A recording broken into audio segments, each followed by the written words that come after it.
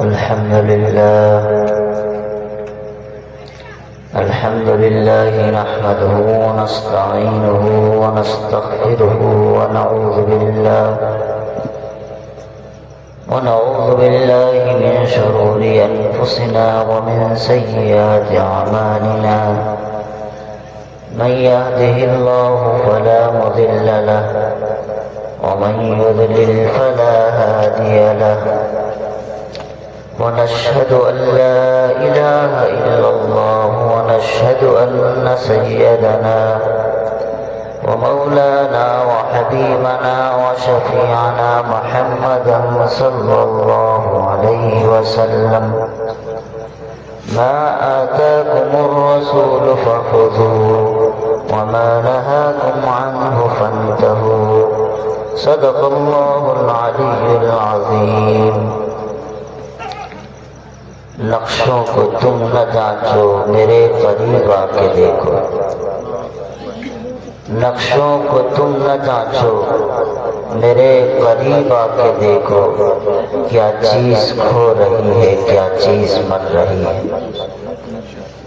عزیزان ملت اور اسٹیج پر رونق افروز علماء کرام، پس پردہ بیٹھی ہوئی میری ماؤں اور بہنوں، اس وقت جلسوں کا بھی سیزن چل رہا ہے اور ہم جیسے غریبوں کو پکڑ پکڑ کے بٹھا کے رکھنے کا بھی ایک مزاج بنتا چلا جا رہا ہے. ادھر 2-3 راتیں ایسی گزری ہیں کہ دن میں بھی نہیں سو پایا اور رات میں بھی نہیں سو پایا. بہرحال آپ حضرات کا حکم تھا تو میں آ گیا. کچھ چند ضروری باتیں آپ سے عرض کروں گا. آپ حضرات جب جلسہ کرایا کریں تو جس طرح اپنے لیے اچھے انتظام کرتے ہیں بیٹھنے کا، اوپر شامیانے کا، اپنی ماں اور بہنوں کا بھی انتظام کیا کریں. یہ بہت بڑی ناانصافی ہے. آپ نے کھلے آسمان میں چھوڑ دیا. میں دیکھ رہا ہوں سامنے اچانک نظر پڑی. غیر غیب آئندہ دھیان رکھیں. ہم لوگ اگر اس کا خیال نہیں رکھیں گے تو کون خیال رکھے گا. میرے عزیزوں، تھوڑا ایکو کم کر دیجئے. میں نعت نہیں پڑھ رہا، میں تقریر کر رہا ہوں. نعت والوں کو ساز بنانا ہوتا ہے، مجھے نہیں. میرے عزیزوں، حضرت عبداللہ بن عباس رضی اللہ تعالیٰ عنہ پیارے پیغمبر حضرت محمد رسول اللہ کے چچا زاد بھائی اور نبی کریم صلی اللہ علیہ وسلم کے ہجرت کرنے سے 2-3 سال پہلے آپ کی پیدائش ہوئی. 70 یا 72 سال کی عمر میں آپ کی وفات ہوئی. حضرت نبی کریم صلی اللہ علیہ وسلم کی خدمت میں آپ ہمیشہ رہا کرتے تھے. تو اللہ کے نبی صلی اللہ علیہ وسلم نے ایک موقع پر آپ کو دعا دی تھی، اللہم علمہ الکتاب. اے اللہ ان کو قرآن کریم کا علم عطا فرما. تو اللہ تعالیٰ نے آج کے زمانے میں علماء جانتے ہیں قرآن کریم کی تفسیر کرنے میں جو بھی مفسر تفسیر کرتا ہے، اگر اس کا سلسلہ حضرت عبداللہ بن عباس رضی اللہ تعالیٰ عنہ تک نہیں پہنچتا تو وہ تفسیر قابل قبول نہیں ہوتی. تو یہ اللہ کے نبی حضرت محمد الرسول اللہ کی دعا کی برکت ہے. تو میرے عزیزو، اللہ نے حضرت عبداللہ بن عباس رضی اللہ تعالیٰ عنہ کو رئیس المفسرین بنایا، تمام مفسرین کا سردار بنایا. ایک مرتبہ نبی کریم صلی اللہ علیہ وسلم کی خدمت میں حاضر ہوئے اور کہنے لگے اللہ کے نبی ہمیں کوئی نصیحت فرما دیجیے. تو 5 نصیحتیں آپ نے فرمائی ہیں. وہ 5 نصیحتوں کا تھوڑا تھوڑا ذکر آپ کے سامنے کروں گا امید ہے کہ اللہ کے نبی نے جو نصیحتیں فرمائی تھی کہیں تو ایک نصیحت تھی، لیکن دھیرے دھیرے اللہ کے نبی سے وہ بار بار پوچھتے رہے، حتیٰ کہ 5 مرتبہ پوچھا تو 5 مرتبہ آپ نے نصیحت فرمائی۔ میرے عزیزو، پہلی بات میری یہ نصیحتیں سننے سے پہلے اللہ کے نبی صلی اللہ علیہ وسلم نے جو فرمائی ہے اس سے سننے سے پہلے ایک بات یاد رکھیے گا، گناہ کس کو کہتے ہیں؟ کس کو کہتے ہیں گناہ؟ شراب پی لینے کو ہم کہتے ہیں کہ گناہ، چوری کرنے کو کہتے ہیں ہم گناہ، خیانت کرنے کو کہتے ہیں گناہ۔ یہ گناہ کی قسم ہے، گناہ نہیں، گناہ کی یہ تعریف نہیں ہے۔ گناہ کی قسمیں ہیں، چوری کرنا گناہ کی قسم، شراب پینا گناہ کی قسم، جھوٹ بولنا گناہ کی قسم۔ گناہ کہتے ہیں اپنے بڑوں کی بات نہ ماننا، اور اللہ نے سب سے بڑا اپنے آپ کو کہا، بھائی کو کم کر دو، کہاں گیا؟ وہ سو رہا ہے کیا؟ آواز زیادہ ہے، جگہ جاتے نہیں کر سکتے، وہ سو رہا ہے۔ ٹھیک ہو، کہہ رہا تم لوگ اپنا کچھ کرو ہم سو رہے ہیں۔ خیر میرے عزیزو، اگر وہ اٹھ جائے تو ٹھیک ہے، ورنہ اس کو سونے دو، اس کی نیند نہ خراب کرو۔ تو گناہ کس کو کہتے ہیں؟ اپنے بڑوں کی بات نہ ماننا، اور ہمارا سب سے بڑا کون؟ اللہ، اور اس کے بعد کون؟ رسول اللہ، اس کے بعد کون؟ ہمارے بڑے علماء فقہا، دین کے کام کرنے والے، دین کے ذمہ دار۔ سمجھ گئے کہ نہیں؟ یہ گناہ بھائی مانو گے نہیں تو آپ شراب پیو گے، بڑوں کی بات نہیں مانو گے، اللہ کی بات نہیں مانو گے، رسول اللہ کی بات نہیں مانو گے، کوئی گناہ کرو گے، کوئی گناہ کرو گے، یہ تو اللہ تعالیٰ کو نہ ماننا، رسول اللہ کی نہ ماننا، اپنے بڑوں کی نہ ماننا، یہی تو گناہ یہ ہے۔ اور گناہ کے نقصانات کیا ہیں؟ جب انسان گناہ کرتا ہے تو اس کا نقصان کیا ہوتا ہے؟ آدمی سوچتا ہے کہ ہم گناہ یہاں کریں گے تو کون دیکھ رہا ہے، کرنے دو گناہ، چلو اس عمر میں ہے، جوانی کی عمر ہے، گناہ کر رہے ہیں، بڑھاپے میں توبہ مانگ لیں گے۔ ابھی ہماری عمر 14-15 سال ہے، گناہ کر رہے ہیں تو بالکل بند ہی نہ کرو بھیا، ایک کو کہا ہے ہلکا کر دو، بالکل یہ نہیں ہے کہا بالکل بند ہی کر دو، تو ہمارا بھی کام لگ جائے گا۔ تو گناہ کی بات کر رہا تھا میں، تھوڑی آواز کھول دو، تھوڑی سی کو کرو، بہت زیادہ نہیں تھی، وہ بہت زیادہ تھا۔ میرے عزیزو چھوڑ دو یار، اس کو مت دو، بیٹھو، ان کو سنائی دے رہا ہے، بیٹھو بیٹھو۔ میرے عزیزو میں کیا کہہ رہا تھا کہ حضرت نبی کریم صلی اللہ علیہ وسلم کو اور اللہ کو نہ ماننا، بڑا ماننا، نہ ماننا، یہ گناہ۔ گناہ کے نقصانات کیا ہیں؟ گناہ کے نقصانات جسمانی بھی ہیں اور روحانی بھی، اخروی بھی ہیں، یعنی آخرت کے ہیں اور دنیا کے بھی۔ 4 طرح کے گناہ کے نقصانات ہوتے ہیں۔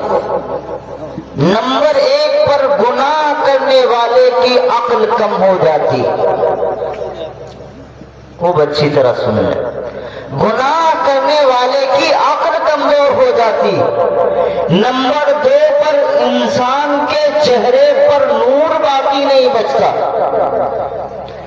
نمبر 3 پر دنیا کا نقصان، دوسرے نمبر پر یہ تو انسان کے جسمانی نقصان ہے، اور اسی دنیا میں دوسرا نقصان یہ ہے کہ دنیا میں اللہ تعالیٰ گناہ کی وجہ سے وبائیں ڈال دیتا ہے، گناہ کی وجہ سے بیماریاں پھیلتی، گناہ کی وجہ سے تباہیاں پھیلتی، وبائیں آسمانی بھی ہوتی ہیں، زمینی بھی ہوتی ہیں، وبائیں خشکی کی بھی ہوتی ہیں، موسم کی بھی ہوتی ہیں۔ اللہ پھر وباؤں کو پیدا کرتا ہے۔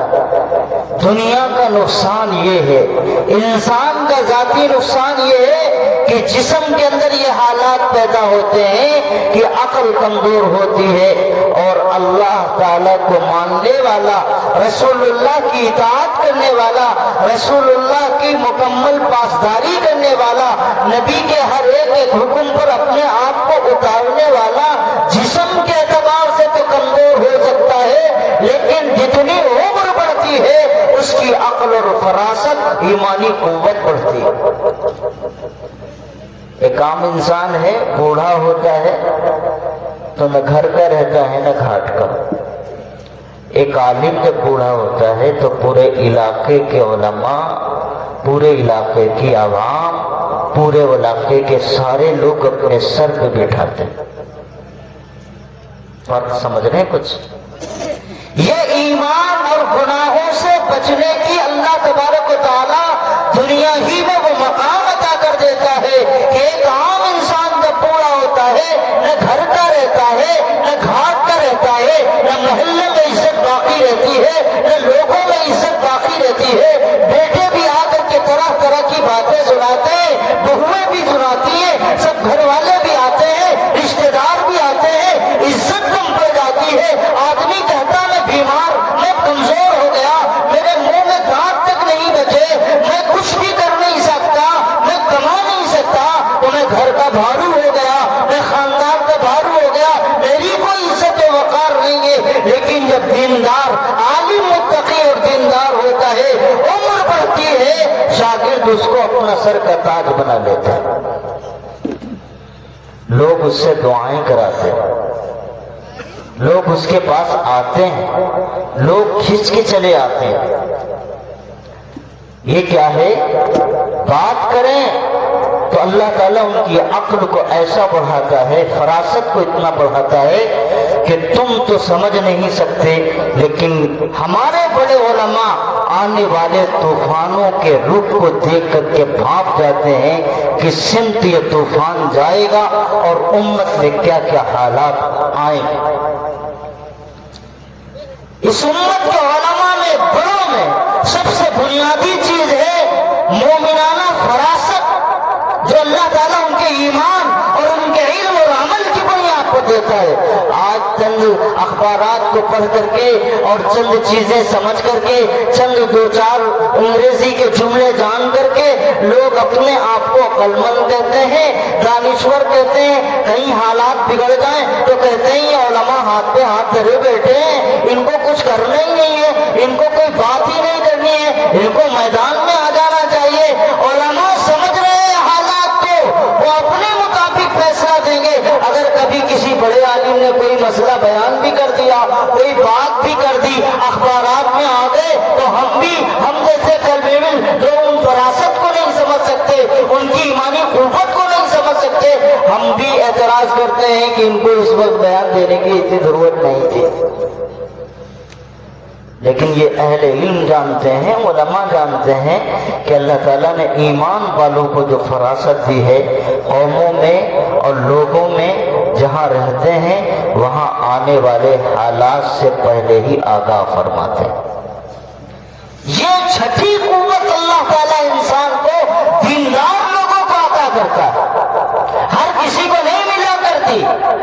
اللہ کے نبی نے فرمایا اتقوا فراست المؤمن، مومن کی سمجھ سے بچو۔ جن اللہ والوں کو تم بیوقوف سمجھتے ہو کہ ان کو کچھ پتہ ہی نہیں ہوتا، انہیں سب پتہ ہوتا ہے، فوٹو کاپی مشین کی طرح تم پورا ان کا زیراکس ان کے سامنے ہو جاتے ہو، پوری کاپی ہو جاتے ہو، سب جان جاتے ہیں تم کس لیے آئے ہو۔ تم اپنی دکان کے لیے دعا کرانے آئے، تم اپنی کھیتی کے لیے آئے، تم اپنے مکان کے لیے آئے، تم اپنے صرف آرام کے لیے آئے، تم اپنے دین کے لیے نہیں آئے کہ کسی اللہ کے پاس، اللہ کے ولی کے پاس جا کر کے، دیندار کے پاس اپنے دین، اپنے نسلوں کے دین کی دعا کرا سکے۔ سب جانتے ہیں، سب پتہ چلتا ہے، اللہ ان کو ایسا علم عطا فرماتا ہے۔ تو اس لیے میرے عزیزو، بات میں کہہ رہا تھا گناہ کیا ہے؟ اپنے بڑوں کی بات کا نہ ماننا، یہ گناہ۔ اللہ نے کیا فرمایا؟ اطیعوا اللہ، اللہ کی اطاعت کرو۔ تو اللہ کو تو ہم نے دیکھا نہیں، دیکھا نہیں دیکھا۔ اطاعت کا مطلب اللہ کے پیچھے پیچھے چلنا، ان کی تابعداری کرنا، تو پھر کیسے اطاعت کریں گے اللہ کی؟ اللہ نے جو حکم فرمایا وہ رسول اللہ کے اوپر اترا۔ اب کہ اللہ تعالیٰ کے فوراً کہتا ہے اطیعوا اللہ واطیعوا الرسول، اللہ کی اطاعت، اللہ کا حکم ماننا ہے تو ماڈل رسول اللہ نے، اللہ نے رسول اللہ کو بنایا۔ کس کو بنایا؟ رسول اللہ کو بنایا۔ رسول اللہ کو نہیں دیکھا، ہم نے تو نہیں دیکھا، رسول اللہ نے بنایا، نہ رسول اللہ نے بتایا، رسول اللہ نے سمجھایا، صحابہ نے دیکھا، صحابہ سے تابعین نے دیکھا، تبع تابعین نے دیکھا، اب تک یہ سلسلہ چلتا چلا آ رہا ہے، ہم اسی کے مطابق کام کر رہے ہیں۔ یہی ہے بڑوں کی بات کا ماننا، یہی ہے کیا؟ بڑوں کی بات کا ماننا۔ ایک آدمی اٹھے اور کہے جی آپ کہتے ہیں بڑوں کی بات ماننا، ہم کہتے ہیں ہاں یہی ہے بڑوں کی بات ماننا۔ اگر کوئی بڑوں کی بات نہیں مانتا تو وہ گناہ کرتا ہے۔ اور آج کے زمانے میں چند دن سعودیہ رہ کر کے آئے اور پھر واپس آئے گاؤں میں اور پھر عالمون کالمون کرنے لگے، مسجد میں کھڑے ہوئے اس طرح جیسے اللہ میاں کے سامنے نہیں، کسی ایسے آدمی کے سامنے کھڑے ہیں جیسے اپرو قسم کے آدمی، پیر پھیلائے الگ سے اور سینے پہ ہاتھ باندھے اور کھڑے ہو گئے۔ کیا ہے بھائی؟ میرے سعودی کا انجیکشن لگا ہوا ہے، وہاں سے دیکھ کے آیا ہوں، یہ یہاں کے مولوی علماء ہمیں دین نہیں بتاتے، دین تو اصل وہاں چل رہا ہے جو انہوں نے بتایا۔ حدیث میں آتا ہے فلاں حدیث ایسی ہے، فلاں حدیث ایسی ہے، جنہیں حدیث کا ہاتھ تک نہیں پتا ہے وہ یہاں لیے بیٹھے ہیں کہ یہ حدیث یہ ہے، وہ حدیث ایسے ہے، ایسے کرنا چاہیے، ویسے کرنا چاہیے۔ یہ وہ لوگ ہیں جو اللہ کو اور اللہ کے رسول کو، اپنے بڑوں کو نہیں مانتے۔ ہمارے لیے ماڈل رسول اللہ ہے، رسول اللہ کے پاس صحابہ ہیں، اور جب صحابہ کی بات آتی ہے تو کہتے ہیں ہم صحابی کی بات نہیں مانتے، ہم تو حدیث ہی مانیں گے۔ بھئی حدیث میں جو لفظ گزرا ہے، جو باتیں گزری ہیں، ہر حدیث پر عمل نہیں کیا جا سکتا، ورنہ حدیث میں بھی اللہ کے نبی صلی اللہ علیہ وسلم کے سلسلے میں یہ ہے کہ آپ نے 11 نکاح کیے۔ امت کے لیے جائز ہے 11 نکاح کرنا؟ جائز نہیں ہے۔ حدیث کے الفاظ تو یہ ہیں کہ اللہ کے نبی حضرت محمد الرسول اللہ پر مسواک واجب کے درجے میں تھی، تہجد کا پڑھنا یہ واجب کے درجے میں تھی، بہت سارے معاملات رسول اللہ کے ساتھ میں خاص ہیں۔ حدیث اور سنت میں فرق ہی یہی ہے کہ حدیث بہت بڑا ذخیرہ ہے، کم عمل امت کو جن باتوں پہ کرنا ہے وہ اللہ کے نبی نے صحابہ کو بتایا اور صحابہ نے اس پر عمل کیا، تب ہم پر تک آیا۔ حدیث اس کو کہتے ہیں جس میں اللہ کے نبی نے بھی عمل کیا ہو اور صحابہ نے بھی عمل کیا ہو، لیکن ہر حدیث سنت نہیں اور کوئی سنت بغیر حدیث کے نہیں۔ بات کو سمجھ میں آ رہی؟ پلے پڑ رہی بات؟ یہاں میں کہہ رہا ہوں بڑوں کی بات ماننا۔ صحابہ کے بعد کون طبقہ ہے؟ تابعین کا۔ کس کا طبقہ ہے؟ اور امام اعظم ابو حنیفہ رحمۃ اللہ علیہ جن کے مسلک پر ہم لوگ اور آپ لوگ چلتے ہیں وہ کون ہے؟ تابعی ہیں۔ کون ہے؟ تابعی ہیں۔ انہوں نے صحابہ کو دیکھا ہے، نماز کیسے تھی، روزہ کیسا تھا، کیسے نماز جنازہ پڑھی جاتی ہے، اور صرف انہوں نے دیکھا نہیں، احادیث کا بہت بڑا ذخیرہ انہیں یاد تھا۔ امام بخاری حضرت امام اعظم ابو حنیفہ رحمۃ اللہ علیہ کے شاگردوں میں، اور ایک آدھ واسطہ نہیں، بہت لمبے زمانے کے بعد شاگردوں میں ہے۔ تو سنت کس کو کہتے ہیں؟ سنت اسی کو کہتے ہیں کہ نبی نے صحابہ کو عمل کرنے کا حکم دیا ہو اور صحابہ نے امت کے سامنے کر کے دکھایا ہو، وہ سنت ہے۔ اور ہمارا نام ہی ہے اہل سنت والجماعت۔ ہم نبی کی نہ سنت کو چھوڑیں گے نہ صحابہ کے طریقے کو چھوڑیں گے۔ بات کچھ پلے پڑی ہے؟ گناہ کس کو کہتے ہیں؟ یہ بات آ گئی، بڑوں کی بات نہ ماننا، بڑوں کی بات نہ ماننا. اگر اب کوئی کہے آ کر کے کہ جی تقلید کرنا شرک ہے، تو ہم کہتے ہیں یہی تو بات کہنا ہے کہ یہ بڑوں کی بات نہ ماننا ہے، یہ بڑوں کی بات نہ ماننا ہے، یہی گناہ، یہی گناہ. میرے عزیزو، میں آتا ہوں اپنی اصل موضوع کی طرف. اللہ کے نبی حضرت محمد الرسول اللہ صلی اللہ علیہ وسلم سے حضرت عبداللہ بن عباس رضی اللہ تعالیٰ عنہ فرمایا، اللہ کے نبی ہمیں کوئی نصیحت فرماتے. پہلی نصیحت کیا تھی؟ پہلی نصیحت اللہ کے نبی فرمانے لگے، جب کسی قوم میں خیانت عام ہو جائے گی. لفظ سنیے گا، جب کسی قوم میں خیانت عام ہو جائے گی، اللہ کے نبی فرماتے ہیں القى الله في قلوبهم الرعب، اللہ تعالیٰ اس قوم کے اندر ظالموں کا رعب ڈال دیں گے، دشمنوں کا رعب ڈال دیں گے. وہ ذرا سی بات پر گھبرائیں گے، ذرا سی بات پر مرعوب ہو جائیں گے، ذرا سی بات پر ایمان کو چھوڑنے کی، اسلام کو چھوڑنے کی بات کریں گے. القى الله في قلوبهم الرعب. اور یہ کس گناہ کی بنیاد پر ہوگا؟ اللہ کے نبی نے فرمایا جب کسی قوم میں امانت میں خیانت عام ہو جائے گی. ہم بات کرتے ہیں کسی آدمی سے، کال ریکارڈ کر رہے ہیں کہ آپ نے پوچھا ہے اس سے کہ آپ کی بات ہم ریکارڈ کر سکتے ہیں، پھر اسی کال کو آپ واٹس ایپ پہ، فیس بک پر، سوشل نیٹ ورک پہ شائع کر رہے ہیں بغیر کسی اس کی اجازت سے. یہ بھی امانت میں خیانت ہے. مشورے میں بیٹھے ہیں اور کسی نے بات کہی اور مشورے میں بات دیر ہو گئی، اور یہ بھی وعدے کیا کہ یہاں جو مشورہ ہو رہا ہے اس بات کو باہر نہ پھیلایا جائے. البتہ ہم اٹھے اور لوگوں کے سامنے کہیں کہ فلاں کے یہاں یہ مشورہ ہو رہا تھا. یہ بھی امانت میں خیانت ہے، یہ بھی امانت میں خیانت ہے. الگ سے کہیں جا کر کے ہم نے کسی کی تصویر کسی نازیبا حالات میں لے لی اور پھر اس کو اٹھا کر کے ہم نے سوشل نیٹ ورک پر شائع کرنا شروع کر دیا، بغیر اس کی عزت کے معاملے کو سمجھے بغیر. ہم نے اس کی بے عزتی کے لیے کہ دنیا کے سامنے یہ ننگا ہو جائے، اس کی باتیں آ جائیں، لوگ سمجھ جائیں، بغیر کسی کی اجازت کے، اور جس کی تصویر لی گئی ہے بغیر اس کی اجازت کے. یا اسی طرح ہم نے کسی کا موبائل اٹھایا اور اس کا لاک کھولا اور خود اس کے اندر گھسنے لگے، دیکھنے لگے اس کے پاس کیا ڈاٹا ہے. یہ بھی امانت میں خیانت ہے. یہ بھی کیا ہے؟ امانت میں خیانت ہے. آج کا زمانہ ہے، جتنے لوگ یہاں بیٹھے ہیں، کوئی آدمی اپنے قریب سے قریب بھائی اور اپنے رشتہ دار پر یہ بھروسہ کرتا ہے کہ اگر ہم اس کو 50,000 دیں گے تو صبح کو ہمیں صحیح سالم مل جائیں گے، سوائے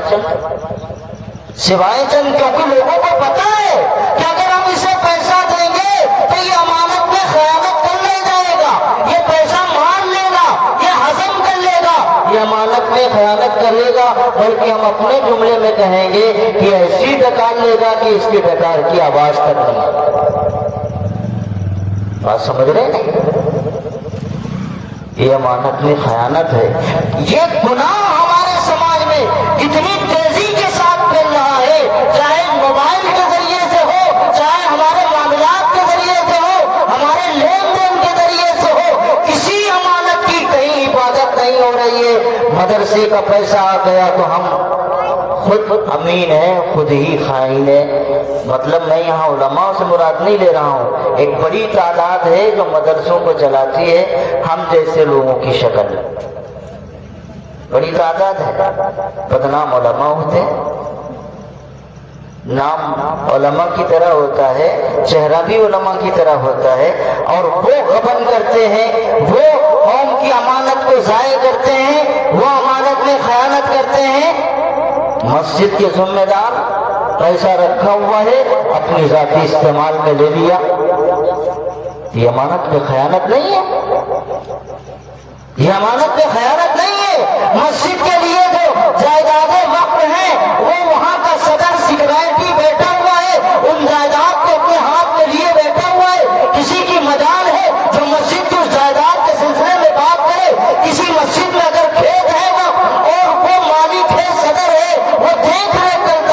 تو ساری زمینوں پر وہ خود قابض ہے، جس کو چاہے اس کو دے، جس کو چاہے اس کو نہ دے۔ یہ امانت میں خیانت نہیں ہے؟ اللہ کے نبی نے فرمایا جب کسی قوم میں یہ گناہ عام ہو جائے، اللہ کے نبی فرماتے ہیں تو پھر اللہ تعالیٰ ان کے دلوں میں رعب ڈالتا ہے۔ جس آدمی کو پیشاب کرنے کی تمیز نہیں ہے، خاکی وردی پہن کے آ جائے، مسلمانوں کا مجمع بیٹھا ہو، خدا کی قسم کھا کے کہتا ہوں اگر ایک لاٹھی وہاں چلا دے، کوئی بہادر مسلمان وہاں رک جائے۔ نہیں ہوتا ہمارے اوپر اتنا روک، حالات بگڑتے ہیں، پریشان ہیں، اب کیا ہوگا، تب کیا ہوگا؟ لاک ڈاؤن لگا، ہم نے دیکھا لوگوں کو، بڑے بڑے انسان ہیں جن کے بڑے بڑے بٹے ہیں، بڑی بڑی بلڈنگیں ہیں، اور گھروں کے اندر گیس کے گودام بنائے بیٹھے ہیں، آکسیجن گیس لیے بیٹھے ہیں، پتہ نہیں کس وقت ملک الموت آ جائے، کب پریشانی آ جائے۔ میرے بھائی جب پورے ملک میں آکسیجن سلنڈر نہیں مل رہے تھے تو ان لوگوں نے بڑی بڑی رقمیں رکھ کر کے اپنے گھروں میں آکسیجن سلنڈر بنا کے رکھے تھے۔ میں گواہ ہوں، ایک نہیں تمام ایسے مسلمان تاجروں کے نام بتاؤں گا جن کو 24 گھنٹے یہ ڈر ستا رہا تھا کس وقت اس وبا میں ہمارا گھر کا کوئی فرد شکار ہو جائے۔ اللہ کے نبی نے فرمایا جب اس سورہ زمین پر گناہ عام ہوگا تو اللہ وباؤں کو ڈالے گا، اور وبائیں کبھی اس طرح آتی ہے جس طرح ہمارے سامنے 2 سال کے اندر آئی۔ کبھی وبائیں بخار کی شکل میں آتی ہیں، اور وہ بخار جو پورے گاؤں کے ہر گھر اور خاندان کے ایک نہ ایک جنازے کو اٹھا کے رکھتا ہے، یہ گناہ کی وجہ سے۔ تو اللہ کے نبی نے فرمایا پھر ان کے دلوں پر ایسا روب آئے گا، ایسا روب آئے گا کہ کوئی بھی مسئلہ آ جائے گا ان کے اندر ہمت نہیں ہوگی۔ میں اپنے مسلمانوں کی حالت خوب اچھی طرح جانتا ہوں، اگر کسی غیر نے انہیں ظلماً ستایا ہو یا پریشان کیا ہو، جمعیت کا وقت اگر جائے ہمارے علماء کا اور ان کی خیریت پوچھے تو وہ صحیح منہ جواب نہیں دیتے، صحیح منہ جواب نہیں دیتے، ڈرے سہمے، لاکھ سمجھانے کے باوجود آواز اگر کھول بھی دی اور ان کے مطابق کوئی جمعیت کا وقت کھڑا بھی ہو گیا کہ تمہارا مقدمہ ہم لڑیں گے، انصاف دلائیں گے، 4 دنوں کے بعد یہ پتہ چلتا ہے وہ چند پیسے لے کر کے اپنی بات کو پلٹ گئے۔ ایک واقعہ نہیں میرے پاس، سینکڑوں واقعات۔ ڈرے ہیں، سہمے ہوئے ہیں، اب کیا ہوگا، تب کیا ہوگا؟ ارے بھائی اللہ نے تمہیں ایمان دیا ہے، تمہارا ایمان اور یقین اس بات پر ہونا چاہیے کہ اللہ اس ایک ایک ذرے کا مالک ہے، جو چاہے گا، جیسے چاہے گا، جب چاہے گا، جس طرح چاہے گا اللہ کرے گا۔ اللہ کے ہاتھ میں ہے، کسی انسان کے بس میں نہیں ہے۔ ہمارا کوئی بال کر بھی کیا کر سکتا، کوئی نقصان کر سکے یا کسی کے بس کا ہے، جب تک اللہ نہ چاہے۔ یہ ہمارا ایمان ہونا چاہیے۔ لیکن جب ہم نے امانت میں خیانت شروع کر دی، جب ہم اس گناہ کے اندر ملوث ہوئے، اللہ کے نبی نے 1400 سال پہلے یہ بات عرض کر دی تھی، اور آج کے زمانے میں یہ بات ہمارے سماج میں نہیں پائی جاتی ہے کیا؟ 1400 سال پہلے میرے پیغمبر نے ارشاد فرمایا تھا اللہ ان کے دلوں کے اندر ایسا روب ڈالے گا، ایسا روب ڈالے گا ان کے دشمنوں کا کہ وہ دشمنوں کا نام لے کر کے ان کے دل و دماغ کے اندر ایسا خوف مبتلا ہوگا کہ جو اپنے گھروں کو بھی چھوڑنے کے لیے تیار ہوں گے، اور پڑے گا وقت تو اپنے ایمان کا بھی سودا کرتے، پڑے گا وقت تو ایمان کا بھی سودا کر دیں گے، پڑے گا وقت تو اپنی عزت و آبرو کو بھی لٹا دیں گے۔ یہ اس گناہ کی نحوست ہے۔ اور دوسرے گناہ کی طرف اللہ کے نبی نے فرمایا، اور جب کسی قوم میں زنا عام ہو جائے، کثر فیہم الموت، میں ترجمہ نہیں کر رہا ہوں، میں آپ کے سمجھانے کے لیے لفظ بیان کر رہا ہوں، کثر فیہم الموت، پھر وہاں موت کا تانڈو ہوگا،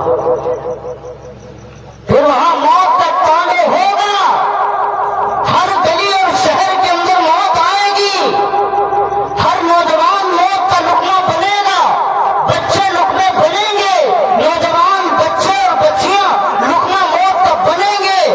پتہ چلا ابھی تو ٹھیک تھے اٹیک پڑ گیا چلے گئے، ابھی تو ٹھیک تھے دماغ کی نس پھٹی چلے گئے، ابھی تو ٹھیک تھے اچانک سے دماغ کی ساری نسیں پھٹ گئیں، منہ سے خون آ رہا ہے، ناک سے خون آ رہا ہے، ابھی تو ٹھیک تھے تھوڑا سا بخار آیا اور دنیا سے چلے گئے، ابھی تو ٹھیک تھے ہم نے کہتے کہتے نہیں تھکتے اور قبرستان میں قبریں سجتے سجتے نہیں تھکتے۔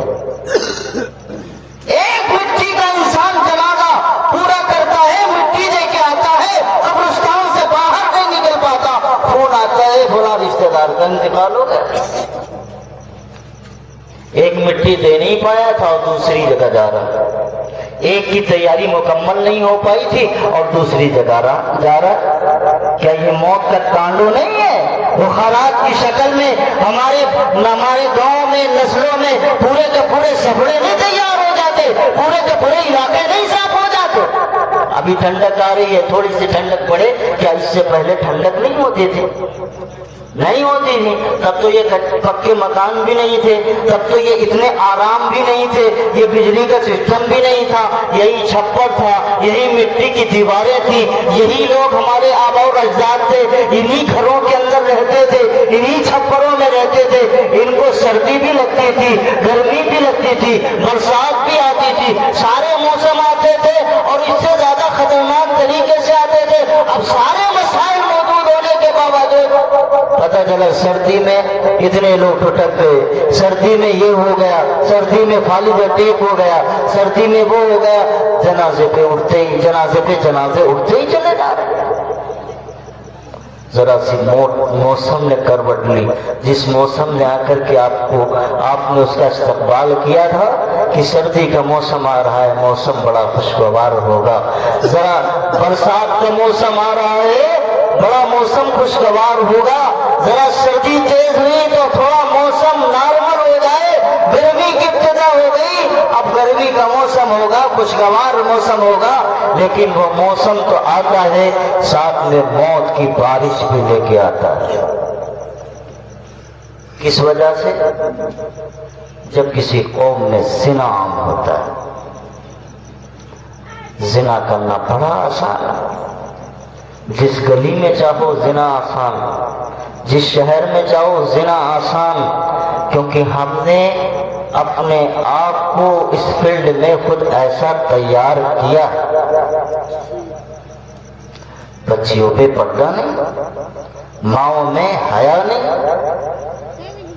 کس منہ سے ہماری مائیں اور بہنیں امی جان حضرت عائشہ کو اور نبی کی بیٹی حضرت فاطمہ کو اپنا منہ دکھائیں گی؟ کل کو یہ کہیں گی کہ فاطمہ ہم تیری بہن ہیں، اگر کوئی ماں بیٹھی ہے تو سنے۔ رسول اللہ صلی اللہ علیہ وسلم کی بیٹی حضرت فاطمہ کا حال یہ ہے کہ رسول اللہ صلی اللہ علیہ وسلم نے جب حضرت علی سے حضرت فاطمہ کا نکاح کیا، جب دنیا سے حضرت فاطمہ جانے لگی، حضرت علی المرتضیٰ سے کہنے لگی، علی المرتضیٰ میں نے بالغ ہونے کے بعد اگر کسی غیر مرد کو اسلام کی حالت میں جائز ہونے کی صورت میں ہم نے اگر آپ کسی کو دیکھا ہے، علی المرتضیٰ نکاح کے بعد آپ کو دیکھا۔ یہ نبی کی بیٹی کی پاکیزہ نگاہیں، یہ نبی کی عزت ہے، یہ نبی کی آبرو ہے، نبی کی عفت ہے۔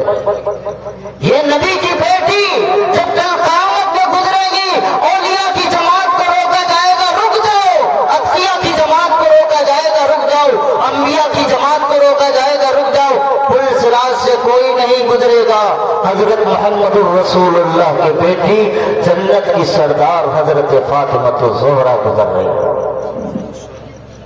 وہی بیٹی حضرت علی المرتضیٰ سے کہتی ہیں، علی المرتضیٰ آپ شیر خدا ہیں، علی المرتضیٰ آپ فاتح خیبر ہیں، علی المرتضیٰ آپ داماد رسول ہیں، نبی کے چہیتے ہیں۔ علی المرتضیٰ جب تک میں زندہ رہی کسی نامحرم کی طرف میری نگاہ نہیں گئی، میں چاہتی ہوں کہ میرا جنازہ جب اٹھے تو رات کے اندھیرے میں اٹھے تاکہ کسی غیر مرد کے نگاہ بھی میرے جنازے پہ نہ پڑے۔ یہ ہے بیٹی نبی کی۔ ہمارا حال کیا ہے؟ دینداروں کے بڑے بڑے دینداروں کی شادی حال دیکھ لو، دینداروں کے شادی کے موقع دیکھ لو، دو ہی جگہ ہیں جہاں پہ دیندار کی پہچان کرنا ہے تو دو جگہ سے کر لو، سب سے بڑا پیمانہ پہچان۔ خوشی کا موقع دیکھ لو کتنا دین کا لحاظ کرتا ہے، غمی کا موقع دیکھ لو کتنا دین کا لحاظ کرتا ہے، سمجھ میں آ جائے گا کتنا بڑا دیندار ہے۔ ہم تو مسجد میں اپنا سر پھوڑ رہے ہیں، فرض پھوڑ رہے ہیں، دنیا کے سامنے ہمارا ٹائٹل لگا ہوا ہے ہم بڑے دیندار۔ ہماری بیٹیاں گلی اور کوچوں میں سچ کے جا رہی ہیں، ہماری بیٹیاں بے پردگی کا شکار میلے اور ٹھیلوں میں جا رہی ہیں، ہماری مائیں اور بہنیں جا رہی ہیں۔ میں بھائی کہتا ہوں، آپ کہتے ہیں کہ حضور کے زمانے سے پہلے لوگ جہالت کی وجہ سے جہالت میں ڈوبے تھے، تو اس دور میں اپنی بہنوں کو سجا کر کے منڈی میں لا کر کے اس کی بولی لگاتے تھے۔ میری بہن کے رخسار دیکھو، میری بہن کی آنکھیں دیکھو، میرے بہن کے ہاتھ دیکھو، میرے بہن کا حسن دیکھو، میرے بہن کا جمال دیکھو۔ بولیاں لگتی تھی منڈی میں، کم از کم بھائی ہاتھ پکڑ کے لے کے تو جاتا تھا۔ یہاں تو آپ نہ بھائی ملتا ہے نہ باپ ملتا ہے، بچیوں کو سجا کر کے سر عام بازاروں میں اور منڈیوں میں گھما دیا جاتا ہے، جو چاہے وہ بولی لگا۔ تو ہم کہتے ہیں وہ جہالت کا زمانہ تھا، آج تو ہم جہالت کا زمانہ ہی، جو جہالت ہمارے اندر نہیں کوٹ کے بھری ہے۔ اپنے آپ کو ماڈرن کہتے ہو، اپنے آپ کو تہذیب والا کہتے ہو، ترقی والا کہتے ہو، آج کا زمانہ دیکھو، آج تو تم کہتے ہو ہم پڑھے لکھے ہیں، یہ پڑھے لکھے ہونے کی علامت ہے۔ رسول اللہ صلی اللہ علیہ وسلم نے تو اسے جہالت کہا تھا۔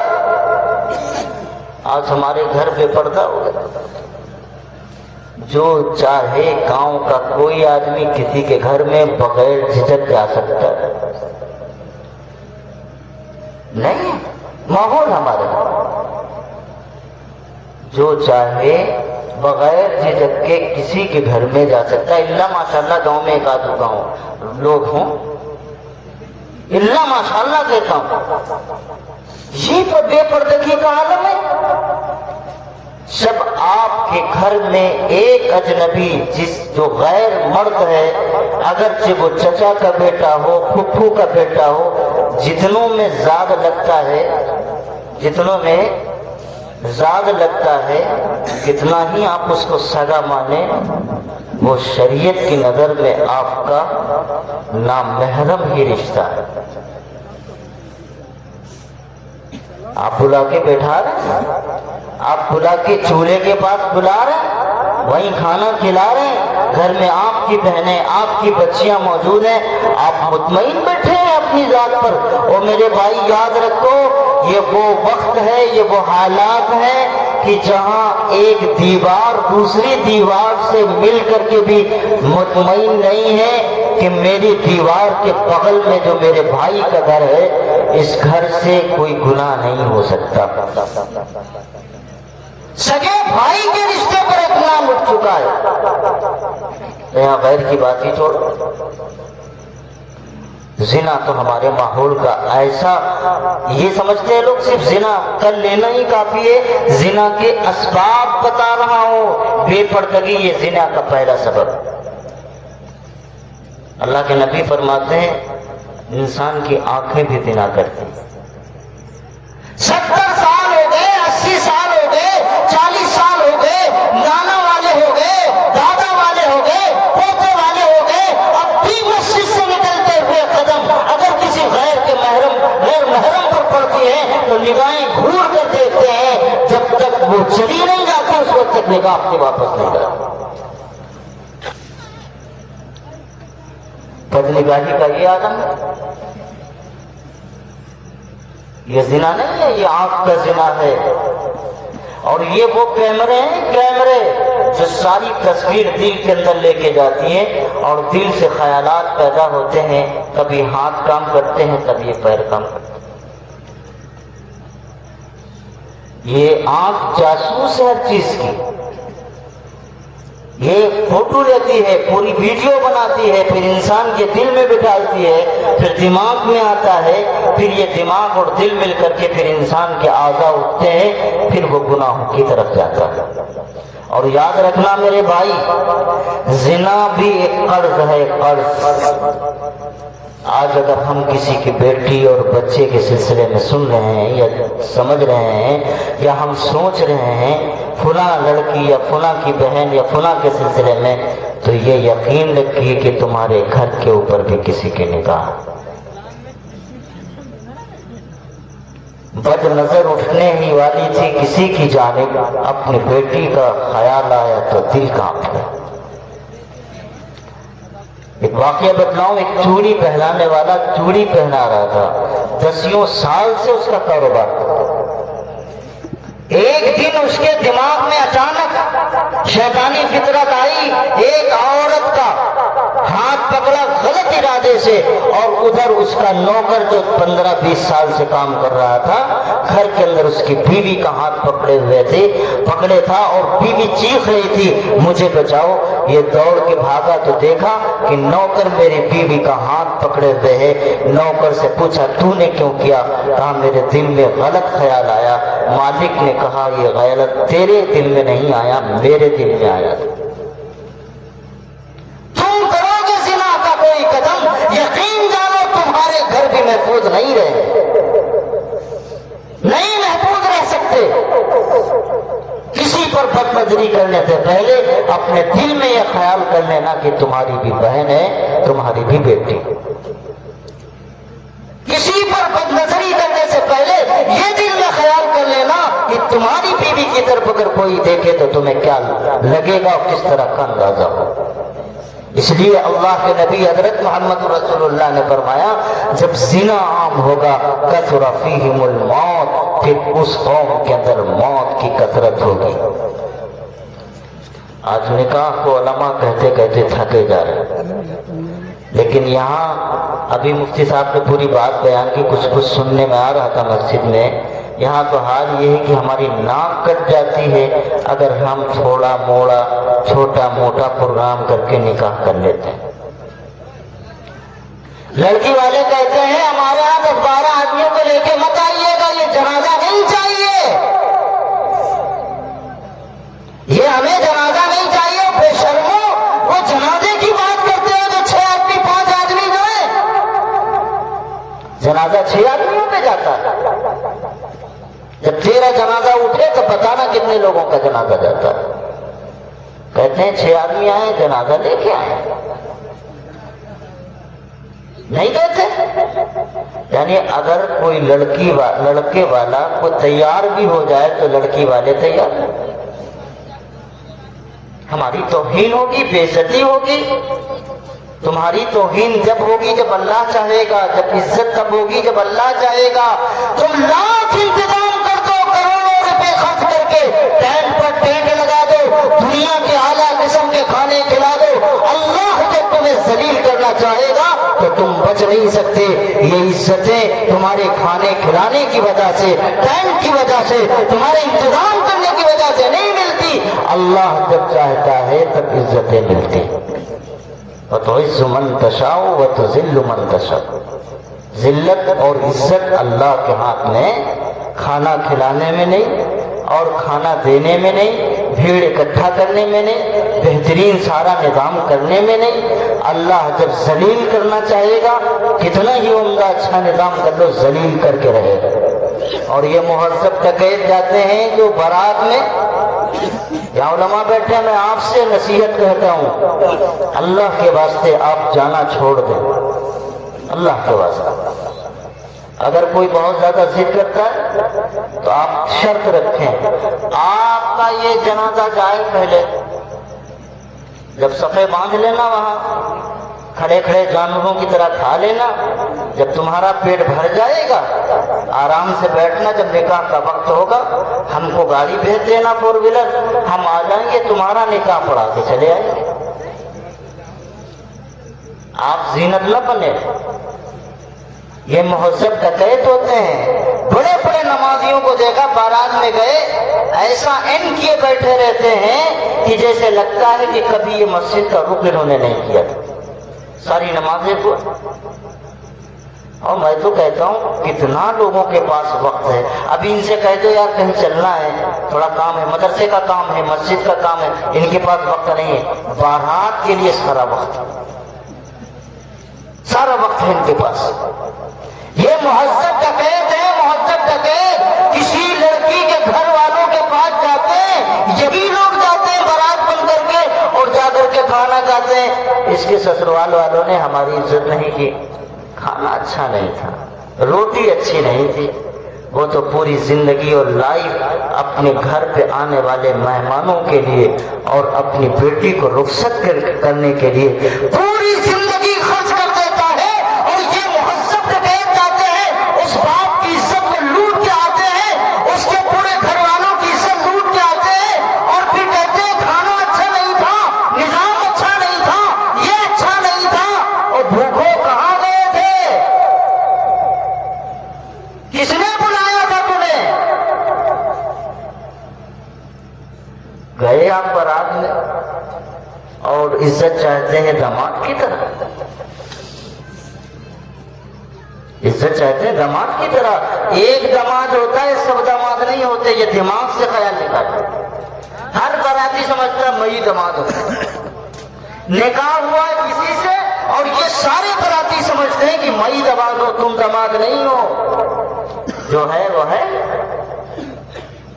آپ عزت کے خواہش مند ہیں. جا کر کے آپ اس باپ سے پوچھئے جس نے اپنی عمر کا ایک بڑا حصہ صرف اس لیے پیسہ جمع کیا, ایک ایک روپے جوڑا تاکہ میری بیٹی کا جب رخصتی کا وقت آئے گا تو اپنی بیٹی کو عزت کے ساتھ رخصت کر دوں گا. آج تم نے اس کی عزت اگر اتاری ہے تو کل تیرے گھر میں بیٹی اور بہن ہوگی اور یہاں بھی عزت اتارنے والے آئیں گے. بچو گے نہیں؟ اس لیے یہ سارے نمونے بند کر دیجئے. بہت آسانی کے ساتھ نکاح کریے. جب آسانی کے ساتھ نکاح کریں گے تو زنا کا صدور کم ہوگا, زنا کم ہوگا. بچیوں کی عمر 30 سال 35 سال, بچوں کی عمر 30 سال 35 سال گزر جاتی ہے. لڑکی والے تلاش کرتے ہیں داماد ایسا کہ بہترین شاندار قسم کا داماد ہو, بہترین تنخواہ والا ہو, بنگلے والا ہو, کار والا ہو, تب رشتہ کریں گے. رشتہ کرتے کے انتظار میں چلتے چلتے چلتے چلتے بچیاں عمر کے اس حصے میں پہنچ جاتی ہیں جو بوڑھی ہو جاتی ہیں. اور یاد رکھیے گا اگر اسی زمانے میں اس بچی سے کوئی گناہ ہوتا ہے تو وہ اکیلی بچی گنہگار نہیں, اس کے ماں باپ بھی گنہگار, ماں باپ بھی گنہگار ہیں. یہ نہیں سمجھنا کہ آپ گنہگار نہیں ہوں گے, اپنے پلو ڈال لیں کہ میری بچی نے خطا کی, میری کیا خطا ہے. نہیں, آپ کی بھی خطا ہے. اللہ کے نبی نے یہ نہیں کہا کہ اس کا مال دیکھ لینا, اللہ کے نبی نے کہا دین دیکھ لینا. اگر دین کے مطابق تمہارے ٹھیک فٹ گر رہا ہے, جتنے تم دیندار ہو, تم 5 وقت کی نمازی نہیں ہو, 3 وقت کے نمازی ہو, سامنے والا داماد 3 وقت کا وہ بھی نمازی ہے, ٹھیک ہے, بسم اللہ. جیسا تمہارا دین ویسا اس کا دین ہو. تمہارا کام چل رہا ہے تو ٹھیک ہے, چلاؤ کام, ورنہ یہ بھوک روزوں سے ختم نہیں ہوگی. جسم کی جو بھوک ہوتی ہے وہ روٹیوں سے مکمل ہو جاتی ہے, وہ بھوک ہمارے کھانے سے مکمل ہو جاتی ہے. جس طرح جسم میں بھوک لگتی ہے اور جب حلال رزق نہیں ملتا, حلال ناشتہ نہیں ملتا, حلال لقمہ نہیں ملتا تو آدمی حرام کی طرف بھاگتا ہے کہ نہیں بھاگتا. یہ جسم کی بھوک ہے. جس عمر میں یہ بھوک لگتی ہے, جب حلال رشتہ نہیں ملتا تو حرام رشتہ بچے اور بچیاں بناتے ہیں. یاد رکھیے گا.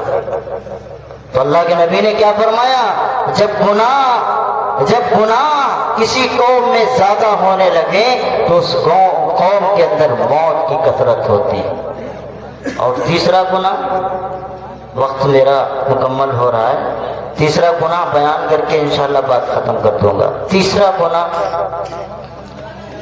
جب ناپ اور تول میں کمی ہونے لگتی. جب کسی قوم میں ناپ اور تول میں کمی ہونے لگتی ہے ذرا اپنے بانٹ دکھاؤ کبھی. ابھی شیر چلا رہے ہو، حکومت نے پتہ نہیں کب کا شیر بند کر دیا. تمہارے ہاں ابھی تک شیر چل رہا ہے. جو کلو چلا رہے ہو، کتنے مہینوں میں، کتنے سال میں اور کتنے مرتبہ اس کلو کو لے جا کر کے اس محکمے تک پہنچانا ہوتا ہے اور اس پہ مہر لگوانی ہوتی ہے. یہ نہیں معلوم آپ کو کب وہ پورا 1 کلو بنتا ہے؟ میٹر میں بھی مہر لگتی ہے، نہیں معلوم آپ کو؟ الیکٹرانک کاٹا ہے، آپ نے اپنا جگاڑ سیٹ کیا، کم کر دیا. کوٹے دار بنے تو ہم نے اپنی بوری الگ سے پہلے ہی رکھ لی. بورا تو لے آئے تھے 1 کنٹل کا، ناپا ایسا کہ ہاں 80 کلو نکلا. لینے تو گئے تھے دھنیا، لیکن اس میں گدھے کی لید ملی. دوسرے اور تمام ڈنڈر استعمال کیے گئے اس میں. لینے گئے تھے مسور کی دال، مسور کی دال کے برابر اس میں پتھر ملے. لینے گئے تھے چاول، اس میں بھی پتھر. ارے دنیا میں کتنی ملاوٹیں، کتنے حالات گڑبڑ ہیں، بس اللہ ہی بہتر ہے جانے کتنے حالات گڑبڑ. ناپ تول میں کمی، کانٹے اس انداز پہ لگا رکھے ہیں کہ نیچے مقناطیس لگا دیا. 100 گرام آپ ناپیں گے تو 100 گرام پہلے ہی سے وہ کم نکلے. کانٹے اس انداز میں ہیں کہ آپ سمجھ ہی نہیں پائیں گے کب اس نے ڈنڈی مار دی. میرے بھائی یہ ناپ اور تول میں جب کمی ہوتی ہے تو اللہ کے نبی فرماتے ہیں اُتی علیہم الرزق، اللہ تعالیٰ ان سے رزق کو کاٹ دیتا ہے، یعنی رزق کی برکت کو ختم کر دیتا ہے. ورنہ ہر وہ جاندار جس کو دنیا میں زمین پر اللہ نے پیدا کیا ہے اس کی روزی کا وعدہ اللہ نے کیا ہے، لیکن اس روزی میں کٹوتی اس انداز میں ہوتی ہے کہ پہلے ابا اکیلے کماتے تھے، ہم 4 بھیا 4 بہنیں تھے. ہم کہتے ہیں نا مثال میں آرام سے کھاتے تھے، بچتا بھی تھا، بڑے مستی کے ساتھ رہتے تھے. اب بھیا بھی کماتے ہیں، اماں بھی کماتی ہیں، بہنیں بھی کماتی ہیں، اور بچتا 1 روپیہ نہیں ہے، آتا بہت کچھ ہے. رزق ان پر تنگ کر دیا جائے گا، ان کے اوپر حالات اتنے ابتر ہو جائیں گے کہ چیزیں مہنگی ہو جائیں گی. انسان کو تصور تک نہیں ہوگا کہ یہ چیز جو اتنی سستی تھی آج یہاں تک پہنچ گئی. یہ بھی مانا ہے جب مہنگائی بڑھ جائے گی مطلب یہ ہے کہ قوم ناپ تول میں کمی کرنے لگے گی. جب قوم ناپ تول میں کمی کرنے لگے گی تو اللہ تعالیٰ مہنگائی کا وبال ڈالے گا. ہم چیختے چلاتے ہیں مہنگائی بڑھ گئی، مہنگائی بڑھ گئی. حکومت کا کوئی دوش نہیں ہے، ہمارا سب کا دوش ہے. جب قوم اس طرح کے گناہ میں مبتلا ہوتی ہے تو اللہ تعالیٰ وہاں پر یہی حالات پیدا کرتے ہیں. اس لیے میرا عقیدہ یہ 3 چیزیں آپ کے سامنے ذکر کی ہیں. 11:15 بج رہا ہے، میں نہیں چاہتا ہوں کہ آپ کے چہرے پہ بھی 12 بجے اور گھڑی میں بھی 12 بجے. بات سمجھ رہے ہیں کہ نہیں؟ ہم نہ چاہتے ہیں کہ آپ کے چہرے پہ 12 بجے اور نہ گھڑی میں چاہتے ہیں 12 بجے. جب 12 بجتا ہے نہ عقل کام آتی ہے نہ دماغ کام آتا ہے، آنکھیں تو کھلی رہتی ہیں، انسان مردے کی طرح بیٹھا سنا کرتا ہے. ہم زندوں سے بات کرنے آئے ہیں، مردوں سے بات نہیں کرنے آئے ہیں. اس لیے اللہ کے واسطے جتنی باتیں آپ کے سامنے عرض کی گئی ہیں، خاص کر میری ماں اور بہنیں، آپ اپنے آپ کو سنبھالیے. آپ نے اگر آپ اپنے آپ کو سنبھالا تو تمہاری گود سے نظام الدین اولیاء پیدا ہو سکتے ہیں. جب تمہاری گود سے صابر کلیری پیدا ہو سکتے ہیں، جب تمہاری گود سے اولیاء اتقیاء پیدا ہو سکتے ہیں، یقیناً مائیں آج ان اولیاء کو جنہ بن کر چکی ہیں. اس کی وجہ یہ ہے کہ وہ مائیں متقی تھیں، پرہیزگار تھیں، ان کی آنکھوں میں حیا تھا، ان کی چالوں میں حیا تھا. وہ اتنی باحیا تھی کہ اپنے گھر سے آگے ایک منزل بھی نہیں بڑھا کرتے تھے. ماؤں اپنے آپ کو سنبھالو، اپنے آپ کو سدھارو. اگر آپ نے سنبھالا اپنے آپ کو تو آپ کا گھر آپ کے ہاتھ میں ہے. آپ جس دن چاہے اس دن آپ کا گھر سنبھل سکتا ہے. ایک سوٹ کے لیے تم اپنے شوہر کا کھانا بند کر دیتی ہو, کچن میں برتن پھوڑنا شروع کر دیتی ہیں. بات منوانے کا فن جاننا ہے تو ماں بہنوں سے پوچھ لو, تم کبھی کسی کی بات نہیں منوا پاؤ گے. لیکن عورتیں اگر چاہیں کہ اپنے شوہر کی بات, شوہر کو جھکانا چاہیں, سارا فن ان کو آتا ہے. کسی مولوی سے تعویذ لینے کی ضرورت نہیں ہے. جانتے ہیں آپ لوگ جن کی شادی ہوں گے وہ جانتے ہوں گے. یہاں کوئی ہم دودھ کے دلہے تھوڑی ہے, ہم سب کے ساتھ میں فطرت ایک ہی ہے. کوئی ہماری بیوی میں کوئی فطرت الگ ہو جائے گی؟ فطرت تو سب کی ایک ہی ہے. یہ اگر چاہتی ہے نا کوئی کام کرانا تو اتنے ان کے پاس جگاڑ ہیں کہ مرد گھوم کے آئے گا کام کرنے کے. جانتے ہیں آپ, میری ماں بہنیں سن رہی ہوگی تو انہیں بڑا مزہ آ رہا ہوگا کہ ہمارے کام کی باتیں ہو رہی ہیں. آپ سن رہی ہیں تو میری بات سمجھیے, آپ جس دن چاہیں تو اپنے شوہر کو نمازی بنا سکتے ہیں. جس دن چاہیں تو آپ کے بچے نمازی بن سکتے ہیں. جس دن چاہیں تو آپ کے بچے دیندار بن سکتے ہیں. آپ کی بچیاں دیندار بن سکتی ہیں. شرط ہے آپ چاہیں تو. آپ کے بغیر یہ دنیا یقیناً اللہ تعالیٰ نے بے رنگ و بو رکھی ہے. آپ کا گھر بھی چمکے گا تو آپ سے چمکے گا. ہر کامیاب مرد کے پیچھے ایک عورت کا کام اور اس کا ہاتھ ہوتا ہے. حضرت شیخ عبد القادر جیلانی کے پیچھے بھی ان کی ماں کا ہاتھ ہے. ماں کا کردار تھا جس کی وجہ سے اللہ نے اتنا بڑا ولی, اتنا بڑا قطب, اتنا بڑا عالم اور عارف بنایا ہے. ہم لوگ سمجھتے ہیں شیخ عبد القادر جیلانی صرف بزرگوں کی سب میں بہت بڑے عالم, معمولی آدمی نہیں ہے, بہت بڑے عالم. اللہ نے اتنا بڑا عالم بنایا ہے. اس لیے خاص کر میں اپنی ماں اور بہنوں سے کہتا ہوں, خدا را اپنے گھر کے اندر رہو, اپنے گھر سے باہر نہ نکلو, اپنے گھر کے اندر محدود رہو. اور جو تم اور تمہاری بچیاں یہ ٹھیلے بیچنے والے, کون, آگے بات کروں آپ سے, یہ ٹھیلے پہ بیچنے والے کون ہوتے ہیں؟ یہی ہماری ماں اور بہنیں اور بچیاں, بہنیں, بیٹے, بیٹیاں, سب کی بات کر رہا ہوں. آپ بھی اس میں شامل ہیں, میں بھی شامل ہوں.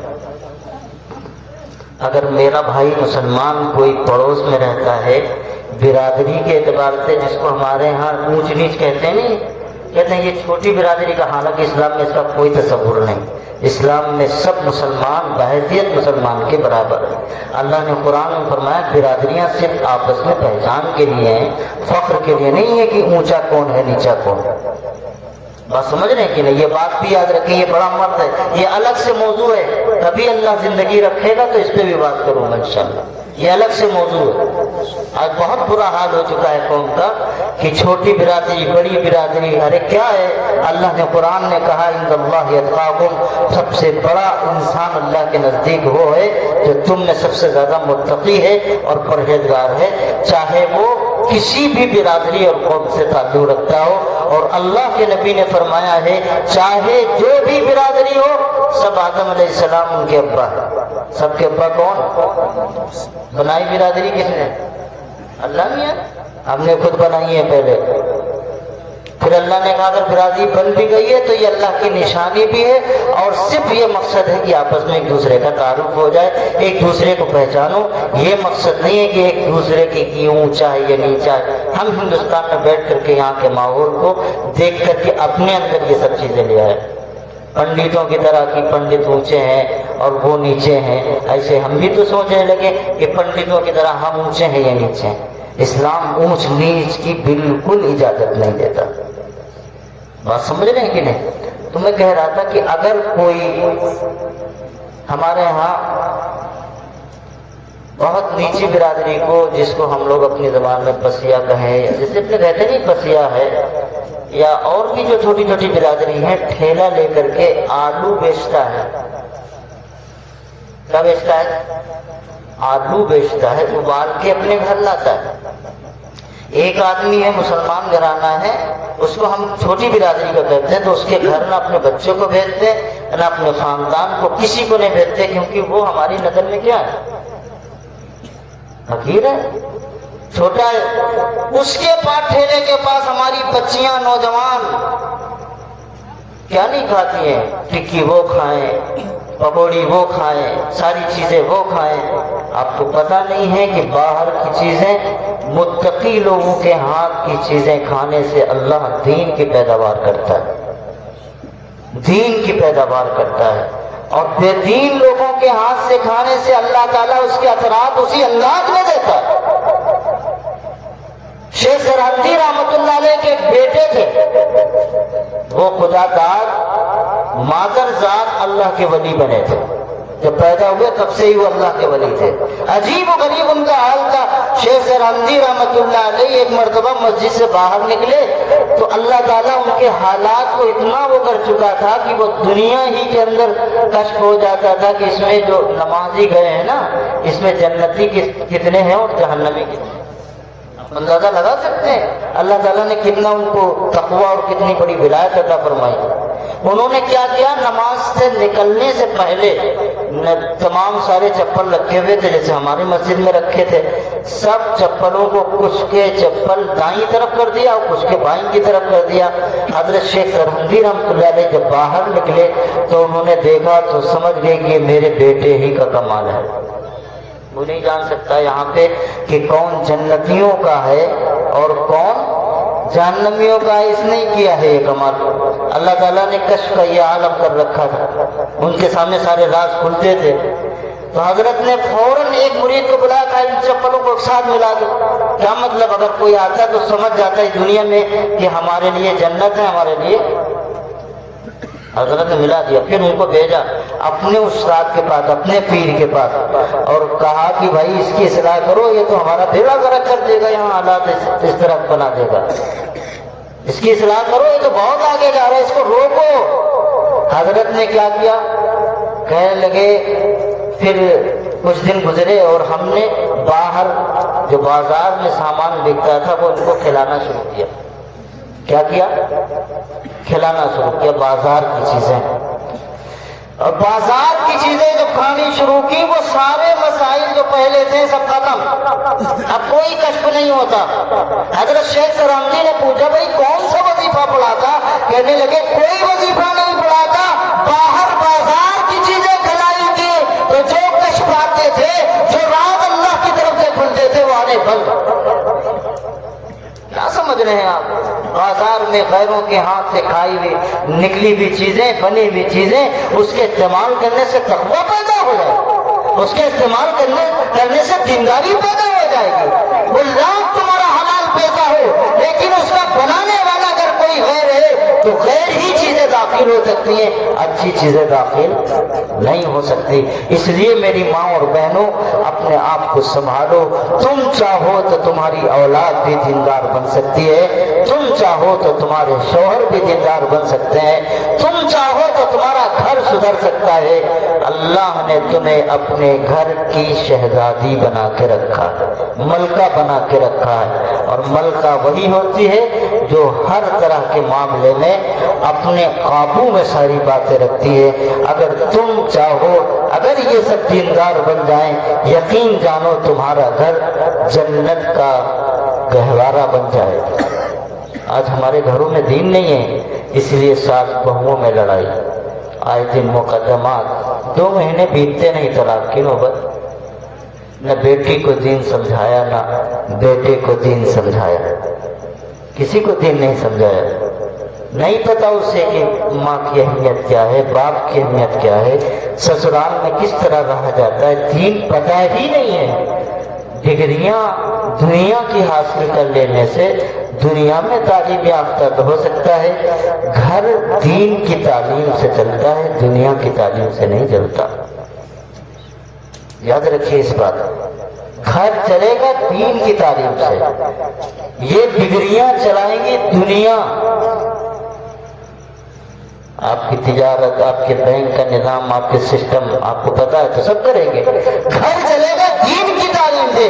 کم از کم شادی کرنے سے پہلے اپنے بچوں اور بچیوں کی اتنی تعلیم کو دے دیں کہ تم گھر میں، سسرال میں کیا تمہارا مقام